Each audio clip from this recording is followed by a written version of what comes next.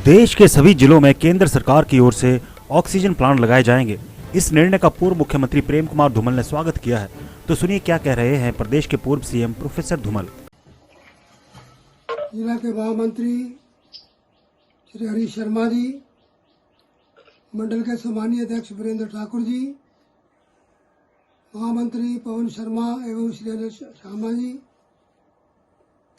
अन्य सभी पदाधिकारीगण, पंचायती राज संस्थाओं के चुने हुए सभी प्रतिनिधि, मैं सुन रहा था आप सब अच्छी चर्चा कर रहे थे और महत्वपूर्ण जानकारी आपको पूर्व वक्ताओं ने दी है।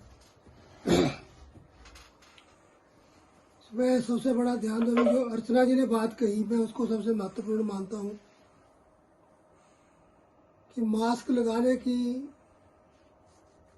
जो हमारी जिम्मेदारी है उसको हम निभा नहीं रहे। जो पहला अभियान था सेवा ही संगठन, उसमें मास्क हमने बांटे थे, लेकिन एक बात आप सब महसूस करेंगे कि अगर लोगों ने लगातार ध्यान रखा होता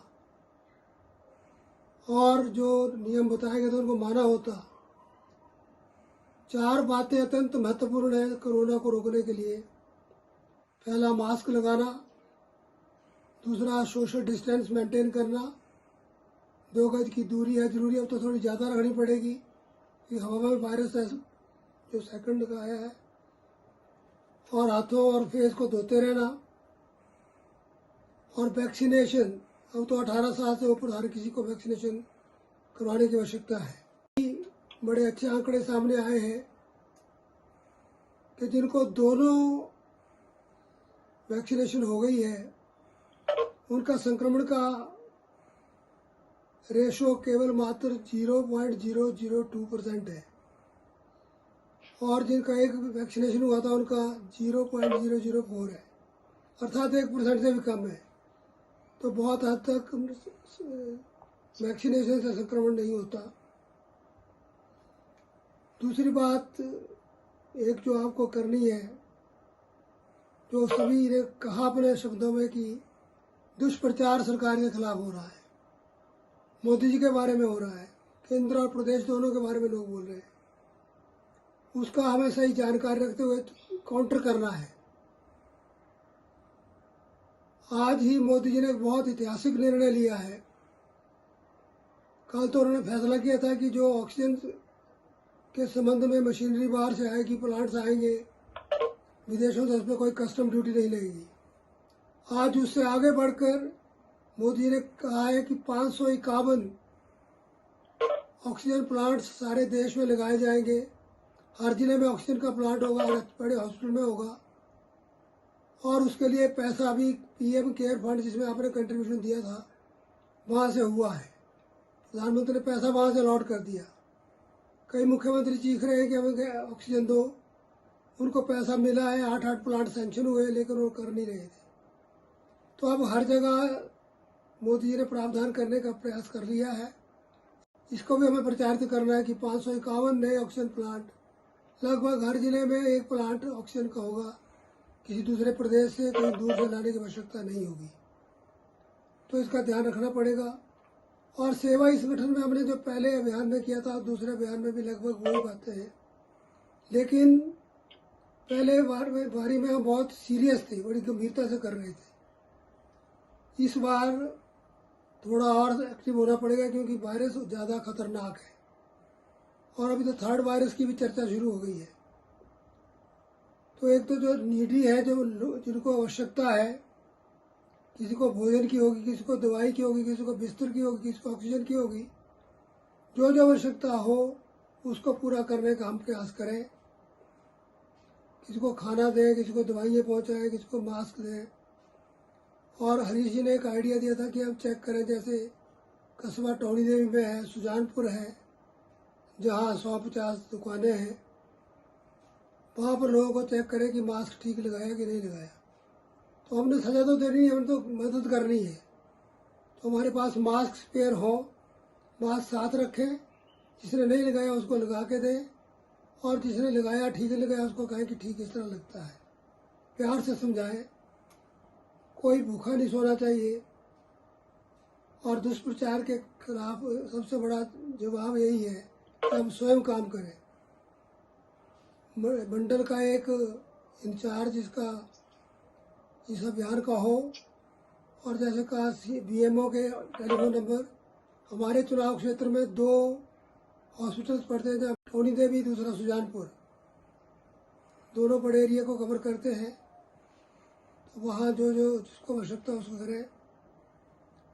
हम कह रहे थे कि शायद जो 3rd फेज आएगा उसमें शायद ब्लड की ज़रूरत पड़ेगी, तो उसके लिए भी हमें तैयार रहना चाहिए।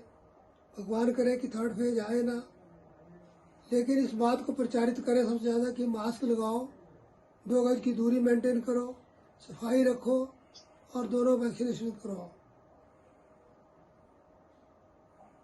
जो पंचायत के प्रधान, उप प्रधान और वार्ड पंच हैं, जो बात हमारे मंडल अध्यक्ष वीरेंद्र जी ने कही कि चेक का पता नहीं लग रहा है कि कौन संक्रमित आ गया, तो वार्ड में तो पता लग जाता है, पंचायत में लग जाता है। अब तो सरकार ने आपको ऑथराइज किया है कि आप चेक करें कि अगर कोई होम क्वारंटाइन हुआ है तो घर में क्वारंटाइन तो हो, लेकिन वो सारा प्रोटोकॉल फॉलो कर रहा है, आइसोलेटेड है, पूरी सावधानी बरत रहा है। कोई बाहर से आता है तो कि और लोगों को संक्रमित ना करे। वो जैसे 7 दिन मुख्यमंत्री ने कहा, 7 दिन क्वारंटाइन करो अपने घर में। और एक और बात, हमारे यहाँ मजदूर बाहर से बहुत होते हैं, उनमें असुरक्षा का भाव पैदा नहीं होना चाहिए। उनको हम सुरक्षा दें, उन्हें जिस चीज़ की ज़रूरत हो, अनाज की ज़रूरत हो अनाज दे, खाने की हो तो खाना दे, दवाई की हो तो दवाई दे, और उन्हें विश्वास पैदा करें कि हमारा यहाँ पूरा ध्यान रखा जाएगा। राष्ट्रीय अध्यक्ष ने एक नारा दिया था, मेरा बूथ कोरोना मुक्त हो। इसके लिए हम प्रयास करें कि कोरोना की बीमारी हमारे बूथ पे किसी को भी ना हो। अगर कोई हो तो उसका इलाज करने में मदद करें। सामाजिक स्तर पर पहले तो मंदिर वगैरह में कम लोग जाते हैं, लेकिन जहाँ जाए वहाँ हमें लगातार सतर्क रहना पड़ेगा कि हम लोगों को समझाएं कि भाई इन बातों से बचना है। आप सब जानकार हैं, पहले आपने बहुत अच्छा काम किया, उसके लिए आपको बधाई, और आगे भी आप अच्छा करोगे इसके लिए शुभकामनाएं। मेरा विश्वास है सुजानपुर मंडल हमारे मंडल अध्यक्ष एवं महामंत्रियों और अन्य पदाधिकारियों के नेतृत्व में अच्छा काम करेगा। सुजानपुर में कोई ऐसी बुरी खबर ना मिले। मेरा एक निवेदन ये भी कहा गया है केंद्र की ओर से कि अगर कहीं दुखद मृत्यु किसी की हो जाती है कोरोना के कारण, तो अंतिम संस्कार में भी हम मदद करें। और जो बुजुर्ग जैसे पहले कहा गया, कहीं कुछ बुजुर्ग हो, कुछ ऐसे लोग हों जिनका सारा के सारा परिवार संक्रमित हो गया, वहाँ हमारे सदस्य अपने आप को सुरक्षित रखते हुए, ये नहीं कि तुम इस ढंग से मदद करने लगो कि खुद ही बीमार हो जाओ, संक्रमण से खुद बचते हुए सावधानी पूरी बरतते हुए उन लोगों की मदद करें, ताकि हर तरफ एक आत्मविश्वास, एक सहायता की भावना सब में हो। तो इन प्रोटोकॉल्स को फॉलो करेंगे तो निश्चित तौर पे हमारा काम सफल होगा।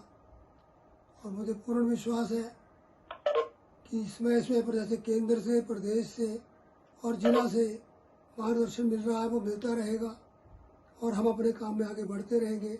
बहुत धन्यवाद। जय हिंद, जय हिंद। दिव्य हिमाचल टीवी के लिए हमीरपुर से मंगलेश कुमार की रिपोर्ट।